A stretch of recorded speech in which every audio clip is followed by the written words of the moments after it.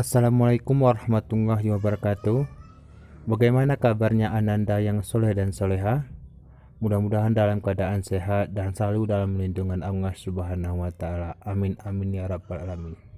Seperti biasa, sebelum kita memulai pembelajaran pada hari ini, alangkah baiknya kita berdoa dulu di dalam hati masing-masing dengan membaca surah Al-Fatihah.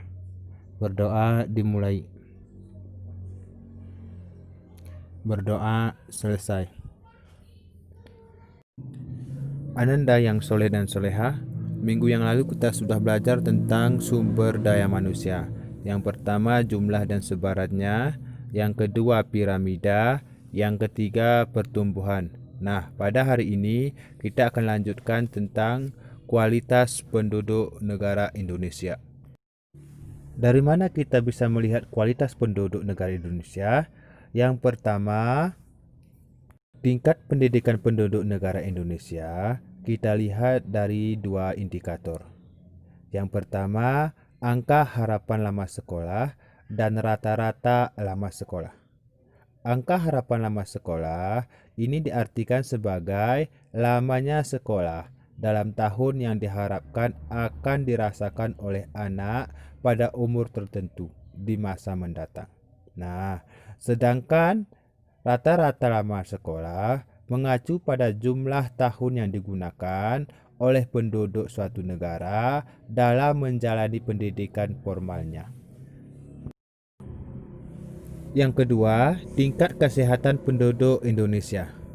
Tingkat kesehatan penduduk Indonesia yang mencakup umur panjang dan hidup sehat diukur dengan angka harapan hidup saat lahir.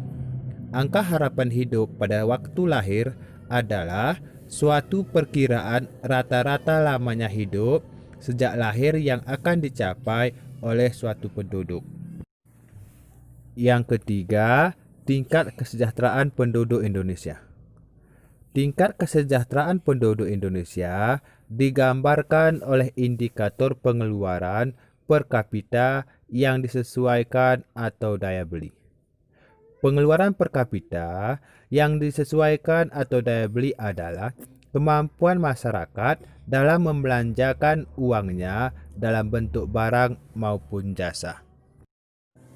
Ananda yang soleh dan soleha, sekarang kita lanjutkan yang kelima, yaitu tentang keragaman etnik Indonesia. Nah, keragaman etnik Indonesia, manusia tidak akan terlepas dari kebudayaan.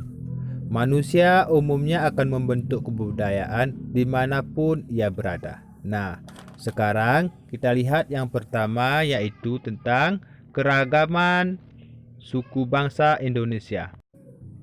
Suku bangsa yang ada di Indonesia, yang pertama kita lihat Aceh, Batak, Nias, Melayu, dan lain sebagainya. Nah, suku bangsa yang ada di Aceh, yang pertama tentu Aceh. Yang kedua Gayo seperti kita ini. Yang ketiga Kelut. Yang keempat Semelu. Yang kelima Singkil. Dan yang keenam Tamiang. Nah, yang kedua keragaman bahasa. Negara Indonesia ada dua bahasa yang digunakan di Indonesia, yaitu yang pertama bahasa daerah dan yang kedua bahasa Indonesia. Bahasa yang dituturkan dalam suatu wilayah atau daerah dalam sebuah negara berkebangsaan disebut dengan bahasa daerah. Nah, ini berbagai macam bahasa yang ada di Indonesia. Yang pertama kita lihat di Provinsi Aceh. Nah, nama bahasa daerah yang ada di Provinsi Aceh, yang pertama tentu Aceh. Yang kedua Gayo, yang ketiga Alas, yang keempat Anek Jame. Nah, yang kelima bahasa daerah Singkil. Nah, Ananda yang soleh dan soleha, yang ketiga kita lanjutkan keragaman budaya. Nah, keragaman budaya yang ada di Indonesia, yang pertama kita lihat dari rumah adat. Nah, ada beberapa rumah adat yang ada di Indonesia. Yang pertama kita lihat dari daerah Provinsi Aceh, nama rumah adatnya adalah Kurung Badi.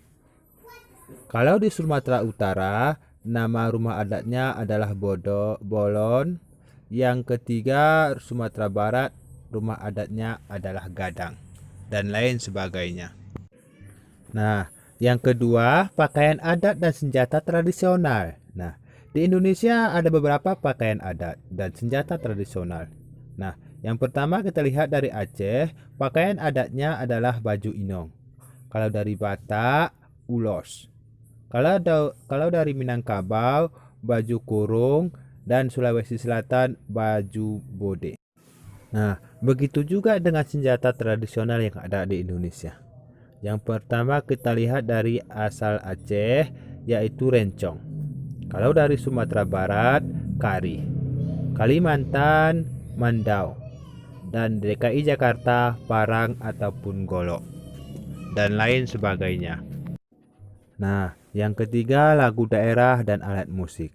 Nah, lagu daerah dan alat musik yang ada di Aceh. Yang pertama kita lihat lagu daerah Bungong Jempah. Kalau di Jawa Barat, Buboy Bulan. Kalau di Jawa, Jamuran. Nah, begitu juga dengan alat musik yang ada di daerah. Kalau di Jawa Barat kita lihat angklung, kecapi. Bali, Jawa Tengah, Jawa Timur, gamelan. Kalau di Aceh, alat musiknya adalah rafai. Yang keempat, tarian daerah dan pertunjukan rakyat. Nah, lagu daerah merupakan seni mengungkapkan perasaan lewat nyanyian yang dipergunakan dalam bahasa daerah. Nah, begitu juga ada beberapa tarian daerah yang ada di Indonesia. Yang pertama kita lihat asal Aceh, sedati, saman, didong, dan lain sebagainya. Kalau dari Riau ada tanda, joget, lanbak. DKI Jakarta, cokek, ondel-ondel, yapung, topeng, dan lain sebagainya. Nah, yang terakhir upacara adat dan keragaman religi. Nah, upacara adat tiap suku bangsa di negara kita berbeda-beda, termasuk upacara perkawinan, kematian, kelahiran yang dimilikinya. Nah, ada beberapa pertunjukan rakyat yang ada di Indonesia. Yang pertama kita lihat DKI Jakarta ada lenong. Jawa Tengah ketoprak, wayang orang, wayang golek, wayang kulit. Ananda yang soleh dan solehah. Mungkin Ananda semua bertanya, kenapa Ustadz ini membahas tentang keragaman etniknya cuma suku Aceh? Kalau seandainya Ustadz bahas semuanya di dalam video ini, maka durasinya terlalu panjang. Untuk itu, Ananda semua silahkan baca PPT yang Ustadz share ataupun di print langsung. Sampai di sini pertemuan kita pada hari ini. Mudah-mudahan Ananda semua paham dengan materi kita pada hari ini.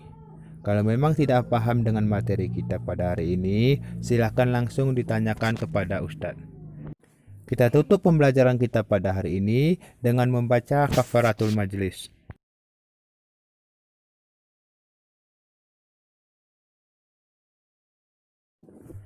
Assalamualaikum warahmatullahi wabarakatuh.